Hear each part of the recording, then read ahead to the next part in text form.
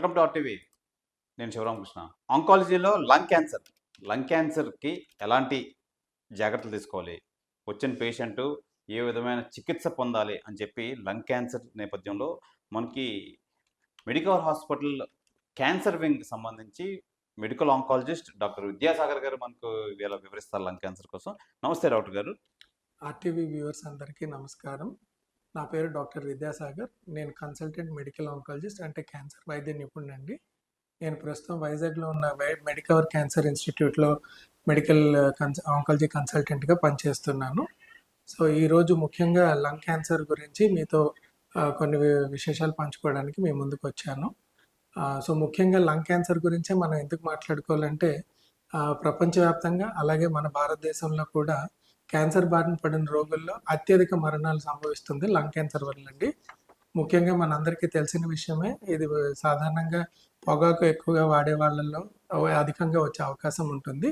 So అది ఎన్ని రకాలు ఉంటాయి, దానికి సంబంధించిన లక్షణాలు ఏంటి, ఏ విధంగా ఈ జబ్బును కనుగొంటాం, దానికి ఉన్న వైద్యపరమైన మార్గాలు ఏంటి, ఇవన్నీ ఇవాళ మీతో పంచుకుంటాం. డాక్టర్ గారు, అసలు లంగ్ క్యాన్సర్ అంటే ఏంటి? సో లంగ్ క్యాన్సర్ అనేది లంగ్స్లో ఉండే కణాలు, అంటే మనకి లంగ్స్లో ఊపిరితిత్తుల్లో తీసుకుంటే మనకి శ్వాస రంధ్రాలు ఉంటాయండి, పైప్స్ ఉంటాయి. ఆ పైప్స్కి లైనింగ్లో ఉండే కణాలకు వచ్చే క్యాన్సర్ని లంగ్ క్యాన్సర్ అంటాం. డాక్టర్ గారు, అసలు ఇందులో ఎన్ని టైప్స్ ఉన్నాయి? అసలు లంగ్ క్యాన్సర్ అంటే ఏ రకాలు ఉన్నాయి అసలు? సో ముఖ్యంగా లంగ్ క్యాన్సర్లో మెయిన్ 2 టైప్స్ ఉన్నాయండి. ఒకటి నాన్ స్మాల్ సెల్, రెండోది స్మాల్ సెల్ లంగ్ క్యాన్సర్ అని. ఈ నాన్ స్మాల్ సెల్ అనేది 90% కేసులు ఈ వెరైటీకే చెందినవి ఉంటాయి. ఒక 10% మటుకు స్మాల్ సెల్ క్యాన్సర్ కింద వచ్చే అవకాశం ఉంటుంది. ఈ నాన్ స్మాల్ సెల్లో మళ్ళీ చూసుకుంటే మనకి 3 రకాలు ఉన్నాయండి. అందులో ఎడినోకార్సినోమా అనేది సాధారణంగా 3 వంతుల మందికి ఎడినోకార్సినోమా అనే రకం ఉంటుంది. 1 వంతు వాళ్ళకి స్క్వామస్ సెల్ కార్సినోమా, లేదు అంటే లార్జ్ సెల్ కార్సినోమా అనే రకం రావచ్చు. డాక్టర్ గారు, ఈ లంగ్ క్యాన్సర్లో రిస్క్ ఫ్యాక్టర్స్ ఏ విధంగా ఉంటాయి? సో లంగ్ క్యాన్సర్కి ముఖ్యంగా రిస్క్ ఫ్యాక్టర్స్ అంటే పొగాకండి, అది టొబాకో అంటాము.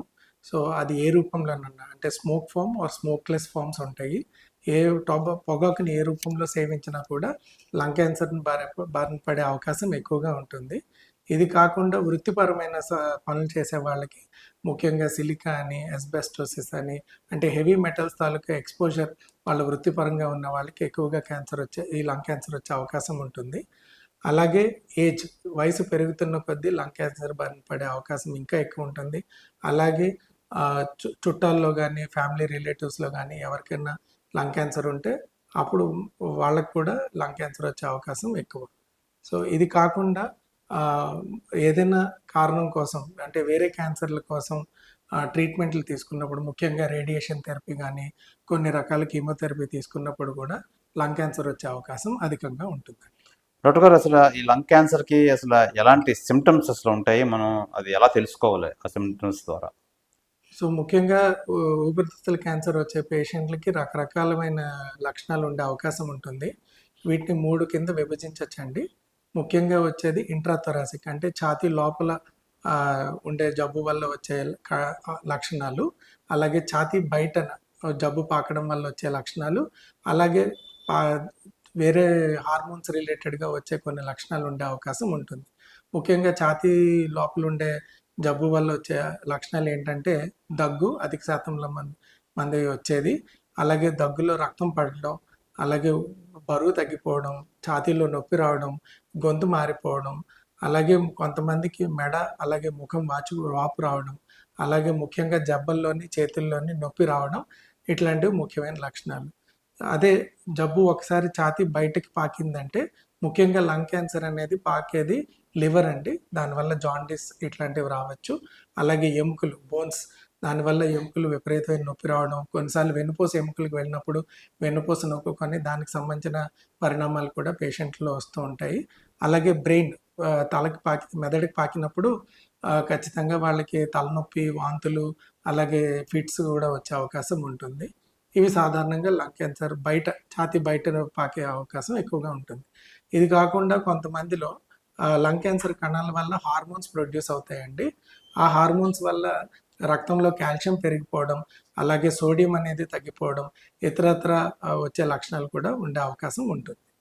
సో ఈ ఏ లక్షణాలు ఉన్నా కూడా ఖచ్చితంగా లంగ్ క్యాన్సర్ అయ్యే అవకాశం ఉంటుంది. సో వెంటనే మీ దగ్గరలో ఉన్న వైద్యుని సంప్రదించాలి. సార్ అసలు ఈ వ్యాధి నిర్ధారణ కోసం ఎలాంటి స్క్రీన్ టెస్ట్లు వాడతారు? ఒకవేళ నిర్ధారణ అయిన తర్వాత ఎలాంటి డయాగ్నోస్ చేస్తారు అసలు? సో లంగ్ క్యాన్సర్ స్క్రీనింగ్ అనేది ఆ, పాత రోజుల్లో పూర్వకాలంలో ఎక్స్రే ద్వారా చేసేవాళ్ళండి.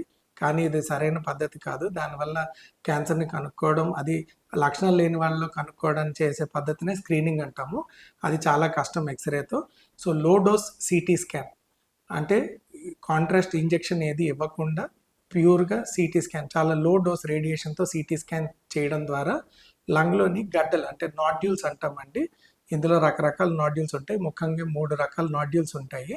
సో సాలిడ్ నాడ్యూల్స్ అంటాము, అలాగే partly solid nodules and semi solid nodules అంటాం.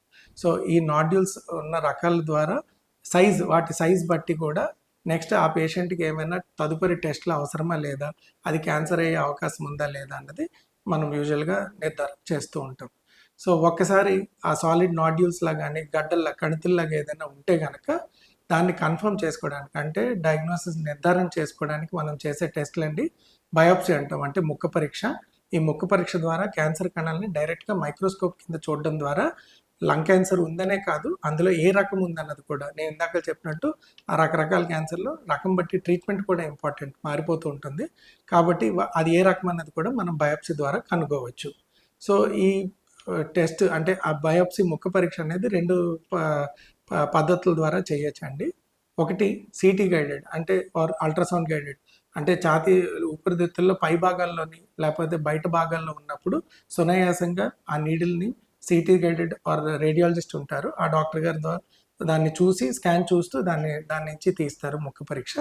లేదు కొంతమందికి లోపల ఉంది, చాలా చిన్నగా ఉంది, మనకి ఊపిరితిత్తుల్లోని పైప్స్ అంటే ఎయిర్వేస్లో కనుక ఉంటే అంటే కనుక ఈ బస్ అంటాం, అంటే ఎండోస్కోపిక్ బ్రాంకియల్ అల్ట్రాసౌండ్.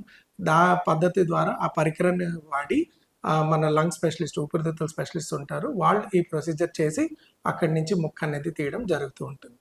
డాక్టర్ గారు, what are the various treatments for lung cancer?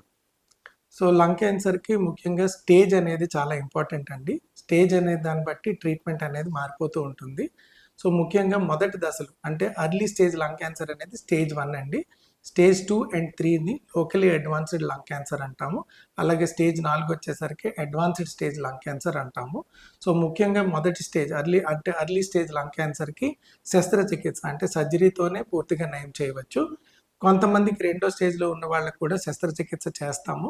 అలాంటి వాళ్ళకి కేవలం శస్త్రచికిత్సే కాకుండా దాని తర్వాత కీమోథెరపీ అనే మందులు కూడా తీసుకోవాల్సి ఉంటుంది. ముఖ్యంగా కొంచెం లోకలీ అడ్వాన్స్డ్ అంటే 2-3 దశల్లో ఉన్న వాళ్ళకి కీమోథెరపీ అలాగే రేడియేషన్ థెరపీ 2 కంబైన్డ్గా ఇవ్వడం ద్వారా క్యాన్సర్ని పూర్తిగా మనం నయం చేయవచ్చు. అదే అడ్వాన్స్డ్ స్టేజ్ క్యాన్సర్ పేషెంట్స్కి వస్తే ముఖ్యంగా వాళ్ళకి మందులతోనే తగ్గించే అవకాశమే ఉంటుందండి. సో ఆ మందుల్లో అనేక రకమైన మందులు ఉన్నాయి. వాటిలో కీమోథెరపీ అని, టార్గెటెడ్ థెరపీ అని, ఇమ్యూనోథెరపీ అని, ఇట్లా రకరకాల మందులు ఇప్పుడు మనకు అందుబాటులో ఉన్నాయి. డాక్టర్ గారు, ఇప్పుడు latest nowadays advanced treatments for lung cancer ఏమైనా ఉన్నాయా? ఇప్పుడు ఏ లేటెస్ట్ ట్రీట్మెంట్ వాడుతున్నారు అసలు? సో ఇందాక నేను చెప్పినట్టు కేవలం అడ్వాన్స్డ్ స్టేజ్ అంటే అధునాతనమైన stage advanced stage lung cancer పేషెంట్స్కి కేవలం పాత రోజుల్లో కీమోథెరపీయే చేసేవాళ్ళండి. చాలా మందికి జబ్బు బయటపడేసరికి వాళ్ళు కీమోథెరపీ తీసుకోవడానికి కూడా పేషెంట్ ఫిట్గా ఉండేవాళ్ళు కాదు. అలాంటి వాళ్ళకి కేవలం సపోర్టివ్ కేర్, పాలియేటివ్ కేర్ అంటాం, అంటే కేవలం ఉపశమనానికి మాత్రమే మందులు ఇచ్చి పంపించేస్తూ ఉండేవాళ్ళు. ఇప్పుడు అలాంటి కీమోథెరపీకి ఉండే సైడ్ ఎఫెక్ట్స్ లాంటివి ఏమీ లేకుండా కొత్త ట్రీట్మెంట్స్ అనేవి మనకు అందుబాటులో వచ్చాయి. ముఖ్యంగా ఈ ట్రీట్మెంట్లు పనిచేస్తాయా లేదా అని తెలుసుకోవడానికి ఒకసారి మనం జబ్బు నిర్ధారణ బయాప్సీ ద్వారా చేసుకున్నాక అదే ఆ బయాప్సీ పీస్ మీద మనం జీన్ టెస్ట్లని అలాగే PDL1 అని రకరకాలవంటి మార్కర్స్ గురించి టెస్ట్ చేస్తామండి. సో సాధారణంగా లంగ్ క్యాన్సర్లో 12 జీన్స్కి సంబంధించిన ఒక జీన్ ప్యానల్ టెస్ట్ ఒకటి ఉంటుంది. అది ఇప్పుడు చాలా తక్కువ ఖరీదులో కూడా అందుబాటులో ఉన్నాయి, రకరకాల ల్యాబ్స్లో చేస్తూ ఉంటారు. సో అలాగే PDL1 అనేది ఒక మార్కర్ అండి, ఇమ్యూనోథెరపీ పనిచేస్తుందా లేదా అని తెలుస్తుంది. సో ఈ టెస్టులు చేయడం ద్వారా పేషెంట్లకి కీమోథెరపీతో కాకుండా కేవలం టార్గెటెడ్ థెరపీ, కేవలం ఇమ్యూనోథెరపీతో కూడా పూర్తిగా జబ్బుని, ఇంకా కీమోథెరపీతో పాత రోజుల్లో చూసుకుంటే మనం కేవలం ఒక ఆన్ అన్ యావరేజ్ ఒక మనిషి సంవత్సరం 13 నెలల దాకానే మనం జీవితకాలం అనేది పెంపొందించగలిసేవాళ్ళం. ఇప్పుడు ఈ ట్రీట్మెంట్ల ద్వారా సంవత్సరాలు, అంటే 2 సంవత్సరాలు 3 సంవత్సరాలు పైబడి కూడా చాలామంది పేషెంట్లు ఈజీగా తట్టుకొని ట్రీట్మెంట్ ఎక్కువ జీవితకాలాన్ని పొందుతున్నారండి. డాక్టర్ గారు, ఈ లంగ్ క్యాన్సర్కి నివారణ ఏ విధంగా చెయ్యొచ్చు, ఎలాంటి జాగ్రత్తలు పడవచ్చు? సో ముఖ్యంగా మనం ఇందాక మాట్లాడుకున్నట్టు లంగ్ క్యాన్సర్కి రిస్క్ ఫ్యాక్టర్స్ అండి, అంటే పొగాకు. సో పొగాకుకి ముందు దూరంగా ఉండడం, చాలామంది మానలేకపోతున్నాం ఇట్లాంటివి చెప్తారు. దానికి సంబంధించిన మందులు ఉన్నాయి, అలాగే కౌన్సిలింగ్, సైకాట్రిక్ కౌన్సిలింగ్ అని, సైకాలజీ కౌన్సిలింగ్ అని ఆ పేషెంట్లకు అందించడం ద్వారా ఖచ్చితంగా పొగాకుకి వాళ్ళని దూరం చేయొచ్చు. అది కాకుండా సెకండ్ హ్యాండ్ స్మోక్ అంటాం, అంటే చాలామంది వాళ్ళు స్మోక్ చేస్తున్నప్పుడు చుట్టుపక్కల ఉన్న వాళ్ళు స్మోకింగ్ ఆ పొగను పీల్చడం ద్వారా కూడా క్యాన్సర్ బారిన పడే అవకాశం ఉంటుంది. అలాగే వృత్తిపరంగా ఎవరైతే కొన్ని ఇప్పుడు మనకి బొగ్గు గనుల్లో పనిచేసే వాళ్ళు, అలాగే డీజిల్కి సంబంధించిన ఫ్యూమ్స్ ఎక్కువగా పీల్చేవాళ్ళు కానీ, లేకపోతే యాస్బెస్టోస్ అంటే గ్లాస్, సిలికా ఇట్లాంటి పరిశ్రమల్లో పనిచేసే వాళ్ళు ఉన్న చోట మాస్కులు వేసుకోవడం, లేకపోతే తరచుగా టెస్టులు చేయించుకుంటూ, అలాగే ఆ టెస్టులో ఏమైనా తేడా ఉంది అన్నప్పుడు, అలాగే కొంతమందికి ఊపిరితిత్తుల్లో కొన్ని రకాల జబ్బులు ఉంటాయి, సిఓపిడి అంటాం. ఇది స్మోకర్స్కి తరచుగా వచ్చే కాంప్లికేషన్. సో వీళ్ళకి లంగ్ క్యాన్సర్ వచ్చే అవకాశం ఎక్కువ ఉంటుంది. సో ఈ జబ్బుల్ని మొదటి దశల్లోనే కనుక్కొని బాగా వాటిని అదుపులో పెట్టుకుంటే, అలాగే వృత్తిపరమైన మార్పులు చేసుకున్నప్పుడు పొగాకుకి దూరంగా ఉండడం వల్ల కూడా మనం ఈ లంగ్ క్యాన్సర్ బారిన పడకుండా ఖచ్చితంగా కాపాడుకోవచ్చు. డాక్టర్ గారు, ఈ లంగ్ క్యాన్సర్ ఏ వయసుల వరకు ఎక్కువ వస్తుందంటారు అసలు మీరు చూసిన నేపథ్యంలో? సో పాత రోజుల్లో అయితే గత 10 సంవత్సరాల ముందు వరకు అయితే మేము ఎక్కువగా 65 దాటిన వాళ్ళల్లోనే చూసేవాళ్ళం అండి. కానీ దురదృష్టవశాత్తు ఈ మధ్యకాలంలో మేము చాలా యంగ్ పీపుల్, అంటే 30-40 సంవత్సరాల వాళ్ళు, లేటెస్ట్గా ఈ మధ్య 30 సంవత్సరాలుగా ఒక పేషెంట్లో కూడా చూడడం జరిగింది. అది అడ్వాన్స్డ్ స్టేజ్, అంటే ఆల్రెడీ మెదడుకి పాకిపోయి ఫిట్స్తోని ఇట్లా, లేకపోతే పక్షవాతంతో రావడం జరుగుతుంది. సో ఇది చాలా నిరాశాజనకం. ఎందుకంటే అంత చిన్న వయసులో లంగ్ క్యాన్సర్ వచ్చినప్పుడు చాలా మొండిగా ఉండే అవకాశం ఎక్కువగా ఉంటుందండి. సో క్వాలిటీ ఆఫ్ లైఫ్ కూడా సాధారణంగా పేషెంట్లు అనేవాళ్ళు 75% మంది స్టేజ్ 3 లేకపోతే 4లోనే వస్తారు. సో ఇలాగ స్టేజ్ పెరుగుతున్న కొద్దీ ఆ క్యాన్సర్ని పూర్తిగా నయం చేయడం అనేది తగ్గిపోతూ ఉంటుంది. సో మొదటి దశల్లో కనుక్కోవడం ద్వారా, స్క్రీనింగ్ చేయించుకోవడం ద్వారా, సో రిస్క్ అనేది ఎలా క్యాలిక్యులేట్ చేస్తామంటే, హై రిస్క్ 50 దాటిన వాళ్ళు, లేకపోతే 20 ప్యాక్ ఇయర్స్, అంటే ఒక మనిషి ఉదాహరణకి 1.5 ప్యాకెట్ ఒక రోజు కాలుస్తాడు.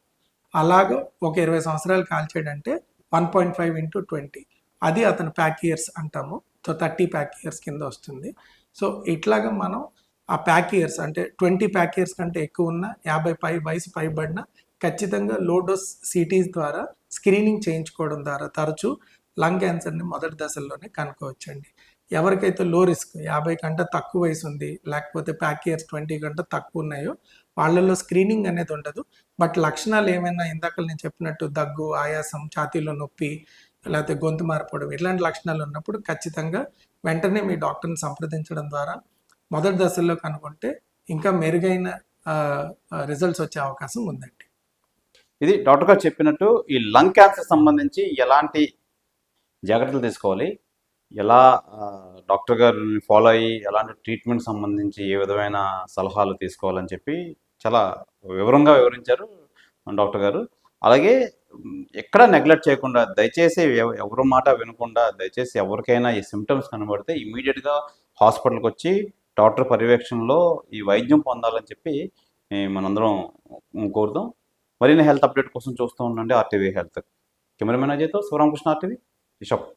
మరిన్ని వీడియోస్ కోసం ఛానల్ ని సబ్స్క్రైబ్ చేయండి. లేటెస్ట్ అప్డేట్స్ కోసం వాట్సాప్ ఛానల్ ని ఫాలో అవ్వండి. అండ్ లింక్ డిస్క్రిప్షన్ లో ఉంది.